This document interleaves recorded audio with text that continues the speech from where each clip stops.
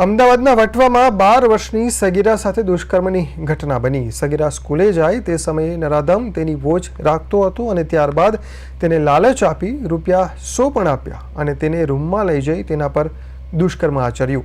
સ્કૂલે જતી સગીરાને આરોપીએ તેને રસ્તામાં રોકી હતી અને ત્યારબાદ સગીરાએ તેના માતા-પિતાને આ અંગે જાણ કરતા મામલો સામે આવ્યો હતો। સ્કૂલે જતી સગીરાને આરોપીએ રસ્તામાં રોકી પોતાના રૂમમાં લઈ જઈ દુષ્કર્મ આચર્યું હતું। સમગ્ર કેસમાં પોલીસે ગુનો નોંધી આરોપીને યુપીથી ઝડપી લીધો છે।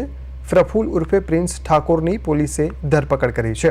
આ સમગ્ર ઘટનાની જાણ સગીરાના પરિવારને થઈ હતી અને પોલીસને ફરિયાદ કરવામાં આવી હતી। પોલીસે પોક્સો એક્ટ હેઠળ ગુનો નોંધી આરોપી સામે કાયદેસર કાર્યવાહી હાથ ધરી છે।